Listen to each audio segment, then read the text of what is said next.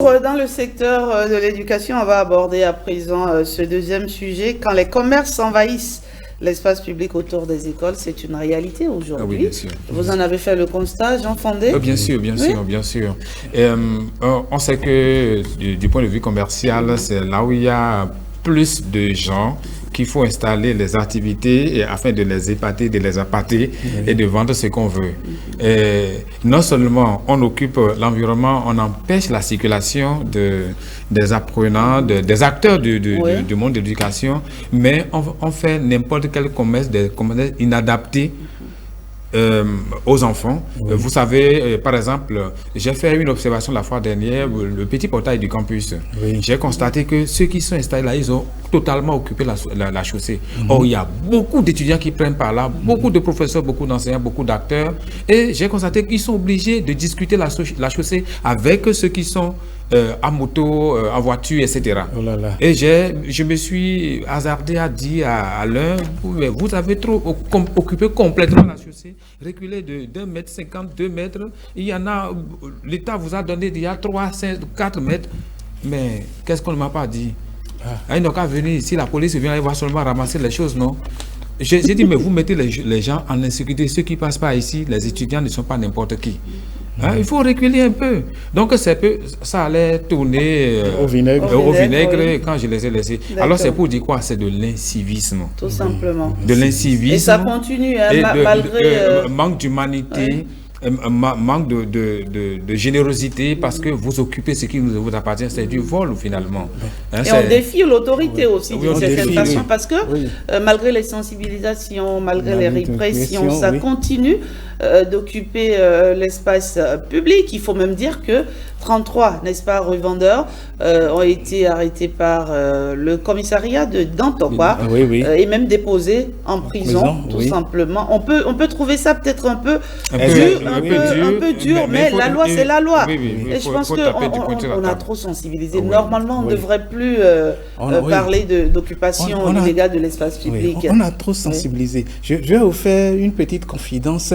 Ça ne va pas plaire à certains. De toute façon, j'ai été victime moi aussi. Il y a une personne, je ne vais pas appeler son nom, mais vous allez reconnaître dans ma description, une personne qui a été, un homme qui a été préfet du littoral. Et c'était littoral et Atlantique en même temps. Les deux ensemble. Et ce préfet avait fait de la casse. Mais il a réglé le problème. Je ne vais pas appeler le nom de l'établissement. Il y avait un établissement de Cotonou où, aux alentours, on vendait de tout. Et on a pu découvrir, parce qu'il y a une ONG... Dites l'établissement, pourquoi pas? Il y a une ONG qui avait travaillé entre-temps autour de l'établissement. Et on vendait des cigarettes aux élèves. D'accord? Il y avait jusqu'à la drogue. Autour de l'établissement, on vendait de l'alcool.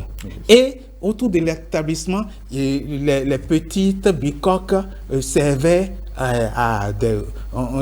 c'est un genre de grotto. Il vient garer son véhicule et puis il paie au vulcanisateur ou au mécanicien, il fait quelque chose et la petite fille sort et puis c'est à l'intérieur de la bicoque que quelque chose se passe.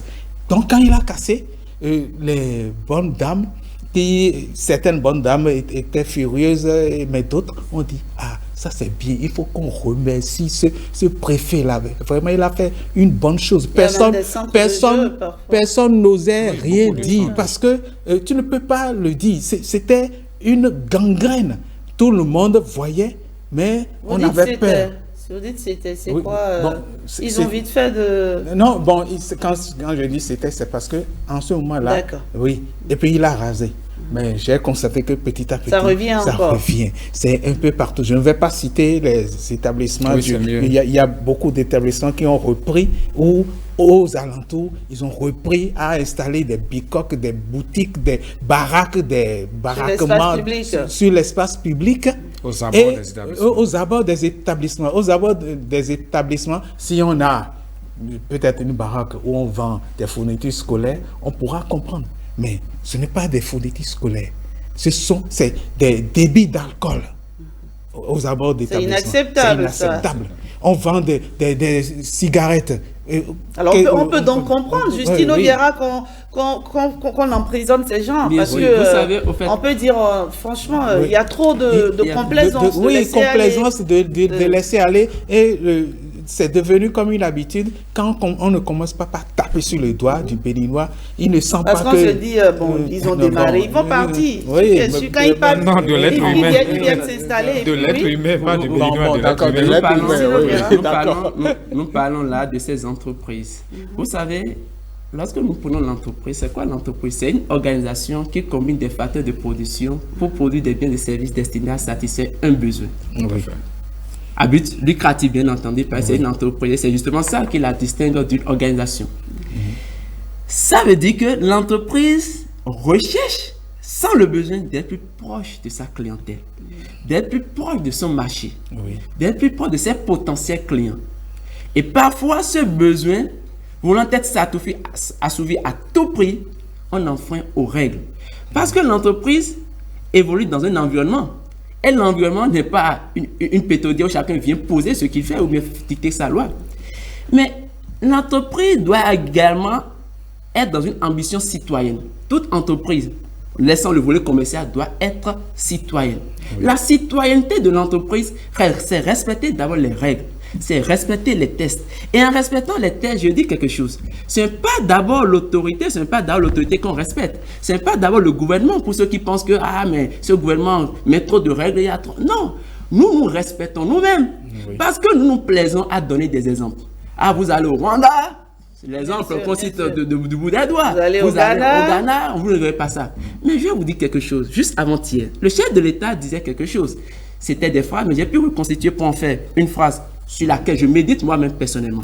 Il dit, nos besoins sont énormes et nous ne pouvons que compter sur nous-mêmes pour les satisfaire. Nous avons tous besoin de sortir de la pauvreté. Qui veut sortir de la pauvreté doit faire d'efforts sur lui-même d'abord. Sur lui-même, ça veut dire que nous devons, tout en recherchant notre gain-pain, ce qui va nous permettre d'entretenir nos petites familles, nous devons également respecter la République. Nous devons être en point de ce veto, de ce manteau patriotique. Remettons un regard dans le visage de la révolution. Voyons comment, quoi qu'on puisse reprocher à la révolution, mais il y a quand même le civisme qui était dans son état le plus éloquent. À partir de ces moments, chaque Béninois doit se dire, il s'agit de mon pays, nous sommes sur le chemin du développement.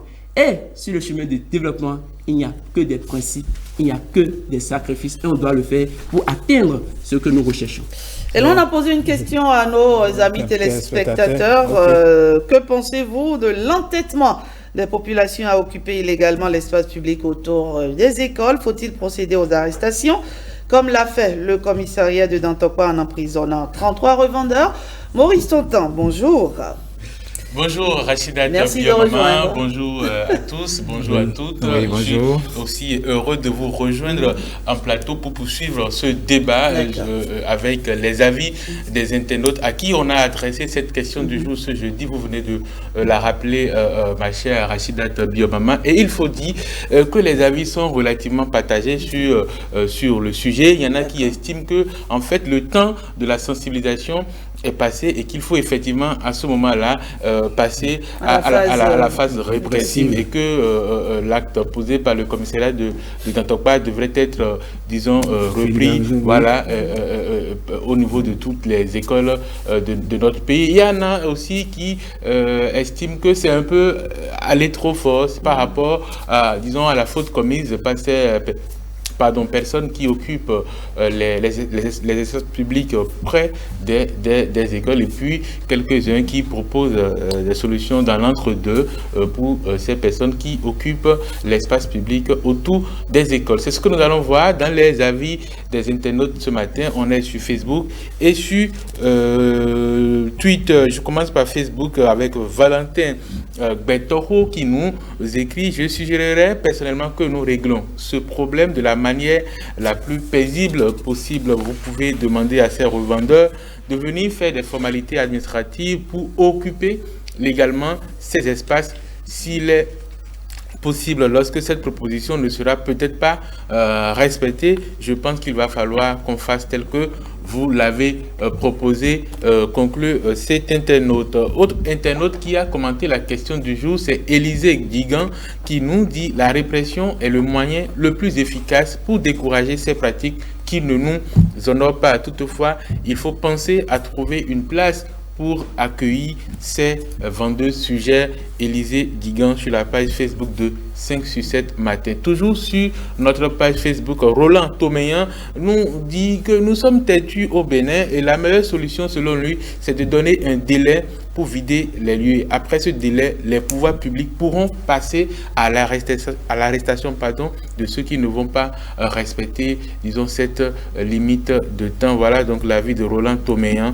Et Jospin Cazotti a également livré son analyse de la situation. Il écrit qu'à mon avis, l'emprisonnement n'est pas la solution idéale. Il faut partir des causes de tels actes pour pouvoir trouver une solution propice. Il faut reconnaître que la plupart de ceux qui occupent ces espaces publics ne se renseignent presque pas sur les dispositions qui sont prises par notre gouvernement en matière d'aménagement de nos villes. Ils sont juste à la recherche du peu afin de subvenir à leurs besoins nécessaires. Analyse Jospin Cazotti. Bernard Zancran nous écrit « L'arrestation n'est pas la mesure propice, c'est aller trop loin selon lui. Arrêter les bonnes dames parce qu'elles vendent aux alentours des écoles est un signe d'acharnement. Il faut employer des mesures adaptées tout en sachant que nous sommes tous des Béninois et qu'on n'envoie pas toujours des gens en prison pour avoir occupé une place publique. » Et on termine avec Marius Aonon qui prend le contre-pied du précédent internaute. Il dit « Malheureusement, les gens sont têtus. Il faut nécessairement passer à la phase de répression. Il faut poursuivre les récalcitrants jusqu'au dernier retranchement. » Voilà, comme je vous l'ai dit, c'est partagé et chacun a son avis sur la question du jour de ce jour. Mais Maurice, il faut dire que cette lutte-là, le gouvernement l'a démarré il y a déjà plusieurs années. On en parle tout le temps. Je pense que moi, personnellement, je pense qu'il faut passer à la phase répressive. Ça, c'est mon avis. Je partage votre avis sur le sujet parce que c'est comme s'ils font exprès. Vous les voyez, quand ils voient la police rôder autour, ils s'éclipsent. Non, c'est parce qu'ils sont conscients que ce qu'ils font, c'est illégal. Voilà, ce n'est pas bien. Illégal. Et malheureusement, en fait, c'est un constat qu'on peut faire dans notre pays et peut-être ailleurs, je ne sais pas, mais dans notre pays, on sait que généralement, les gens, ils savent quand ils sont en infraction. Vous voyez, par exemple, les gens qui vendent à la sauvette, dans les feux tricolores, ils savent, ils sont parfaitement conscients qu'ils n'ont pas droit d'être là, mais pourtant, ils viennent. Et à chaque fois, quand ils voient les agents de la police arriver, ils fuient. Donc, je pense que à partir du moment où il y a eu de la sensibilisation, je pense qu'il y a de la sensibilisation, on allait leur expliquer que vous ne devez pas occuper ces espaces-là. Il y a de la sensibilisation et après cette sensibilisation, il faut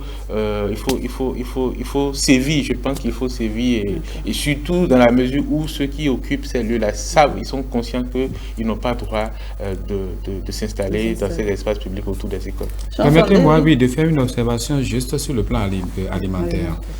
Et les bonnes dames, sinon ceux qui vendent à l'intérieur des établissements sont astreints à une réglementation sanitaire et par rapport à leur propriété corporelle aussi. Donc ça veut dire que la santé des élèves tient à cœur, une préoccupation majeure. Mais aux alentours où on vient harceler par pratiquement les enfants avec n'importe quoi, si l'enfant tombe malade, on ne peut pas connaître la source. Et des débits de boissons qui ne sont pas non plus loin de ces établissements-là. Et c'est là que se postent généralement ceux qui enlèvent les enfants. C'est là qu'ils observent leur attitude, leur comportement pour pouvoir les pister, les suivre et puis leur faire du mal.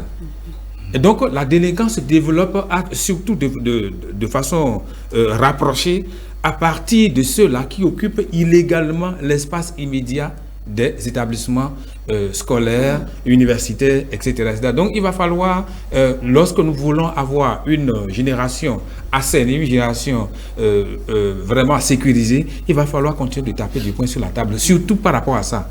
Dans un pays, l'enseignement et la santé, ce sont deux secteurs très sensibles avec lesquels on ne peut pas s'amuser. Et puis il faut voir, quand on a libéré les espaces illégalement occupés, on a vu comment l'espace, on a eu le sentiment que Cotonou a commencé à respirer. Voilà. Oui. On voit, c'est tellement beau. Oui. Franchement, oui, Justino. Vous savez, Cotonou est tellement beau, vous le dites si bien. Mais à côté, il faut dire, nous n'allons pas exporter le développement pour venir l'implanter chez nous. C'est au fruit de nos mains que nous allons bâtir la nation.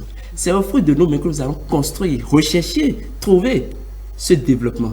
À partir de cet instant, aucun ces agents, ces forces de l'ordre du commissariat de Nantokwa, ce n'est pas aussi de gaieté de cœur qui l'ont fait. Mais c'est pour faire respecter la loi. On nous dira que c'est la pauvreté. Nul n'est censé ignorer la loi. Mais si on ne respecte pas la loi, il faut que les personnes établies qui veillent au respect de la loi utilisent cette hache, utilisent ce droit que leur confère la loi. C'est simplement ce que les agents, les forces de l'ordre ont fait. D'où, respectons la loi, nous n'aurons pas nos forces de l'ordre, nos amis qui viendront nous créer des ennuis. Encore que ce n'est pas des ennuis, ce n'est juste que respect de la loi. Merci à vous, messieurs. Oui, mon dernier mot, je le dis. Je crois qu'il y a une loi, on va rechercher cette loi.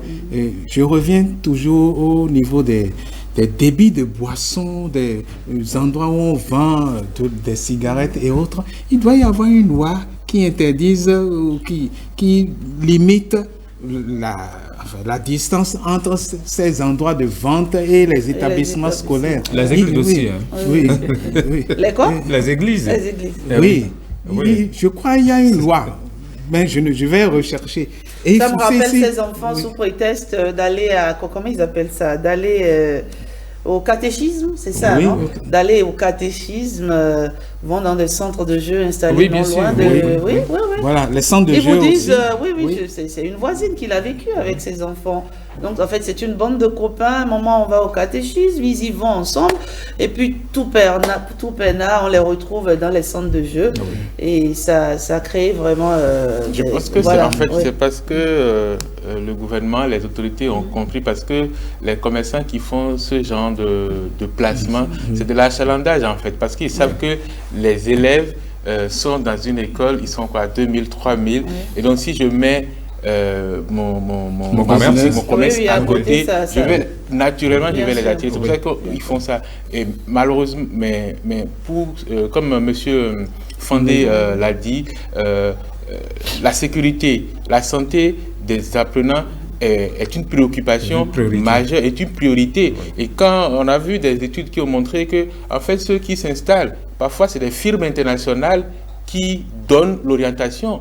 Parce que ceux qui s'installent à proximité des écoles, c'est pour vendre de la cigarette, parce que les firmes internationales savent que un élève qui a 13 ans ou à 11 ans fume pour la première fois, c'est-à-dire qu'il va fumer toute sa vie. Vous voyez, il devient dépendant très très tôt, toute sa vie. L'alcool qu'on voit un petit sachet de 100 francs, c'est parce qu'on sait que 100 francs, un élève, il peut aller voler et puis venir acheter, parce que le truc est juste installé à côté de l'école. C'est pour ça qu'on ne peut pas être tolérant envers ces personnes-là qui s'installent. Il faut contrôler les commerces. À l'intérieur, on sait qu'on ne peut pas voir ce genre de choses. Mais les gens viennent s'installer juste à côté, à 100 mètres, à 200 mètres, parce que les élèves, ils passent, les écoliers, ils passent, mais l'État ne peut pas tolérer ça parce que c'est une menace réelle pour notre... Je pense qu'il doit avoir une certaine tolérance zéro vis-à-vis de ça. Et on doit mener des visites d'inspection pour voir un peu les commerces qui sont installés autour des écoles, parce que nos enfants sont en danger. Exposés. Ils sont très exposés. Et partant, les enseignants sont exposés. Oui, bien sûr. Parce qu'un enfant qui fume, un enfant qui boit, il est arrogant, il ne respecte plus son enseignant. Et bienvenue la petite gifle à côté. C'est courant. C'est courant des enfants qui giflent leur professeur. Il y a 2 semaines, je pense qu'on a eu un cas dans une école ici au Bénin. C'est dommage. Quand la fin d'année approche, il faut vraiment modérer ses ardeurs. C'est tout ce qu'il peut dire à tous les enseignants, quel que soit. Non, vous avez souvent peur. Non, c'est pas la peur, c'est la méfiance. Et la prudence. Merci à vous, Mathieu, Maurice, et à demain. À demain. Justino, Jean, Patrick, à très vite sur ce plateau. Les sports, après.